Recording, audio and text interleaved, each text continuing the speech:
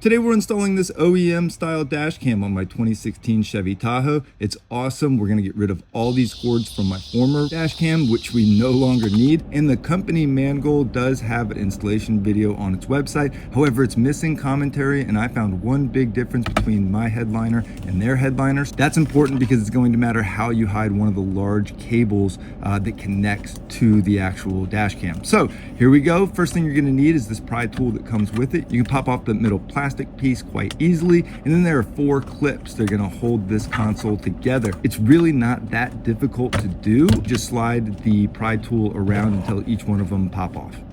Once you've got that off, go ahead and set it aside. We're going to disconnect this power cord here. This is the power cord, I believe, to the rear view mirror, and we're going to install the Y connect that came with the new dash cam. So basically this is an interception cable. It's going to split off the power to go back to the rear view that we're taking this from, as well as powering the new dash cam that we're going to install. So find the Y connect that came with the dash cam and reinstall this power cord directly into it. It snaps in place as such, and then this insulated foam piece is going to be the piece that gets plugged back into the original power source that comes from the car. Now this piece here is the most important connection for the entire dash cam. It's because this piece needs to be tucked away. It will not fit back under that center console or that console above the rear view. So if you try to squish it back in there somewhere, you try to find a spot for it, it's not going to work. Now this is a screenshot from the company's installation video for this exact same model, and you can see that that is a large opening up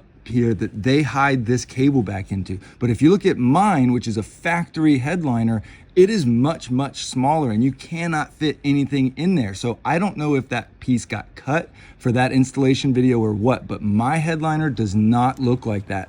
Now what I had to do was simply pull the headliner down, which was a little bit challenging and a little bit scary at first. However, I was able to get the right side pulled down, which gave me just enough space to tuck this electrical cord.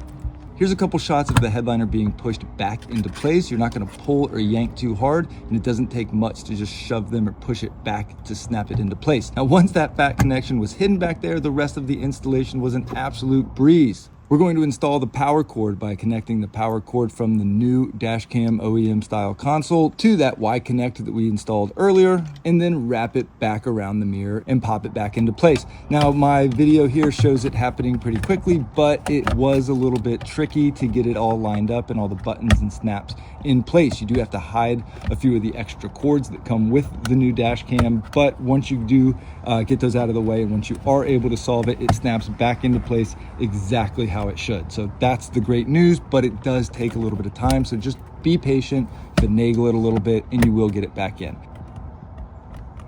Then once the console's back, you can simply place that middle piece right back over the rear view. It simply just snaps in. And then I have the dash cam going to the right-hand side. I tested the power with the new dash cam and it worked really well. So before I went on to installing the rear view, just wanted to make sure that it powered up. Installing the rear camera was 10 times easier. The trick here is just hiding the cords throughout the rest of the car to get it to the back of your trunk or to the back windshield. So the rear cam simply plugs in as such, and then we're going to traverse it right back across that headliner and across the side of the car all the way into the back. If you're not doing that right now, or you want to skip ahead, you can straight to the installation of it, but this is how we're going to use our pry tool to get it all the way through to the back.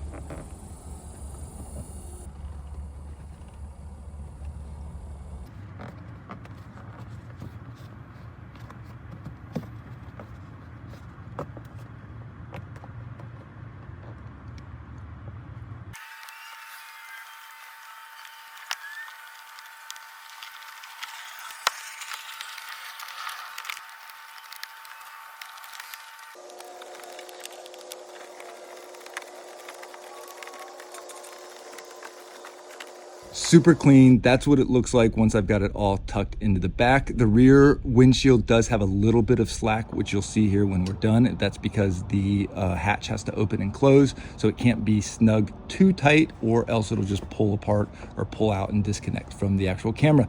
Camera is very easy. You simply peel off the sticker and place it on the back of the windshield. I did install it upside down, even though it has an arrow on it pointing in one direction, so I thought I was doing it correctly, but I did have to pull it off and put it back on, which wasn't a problem.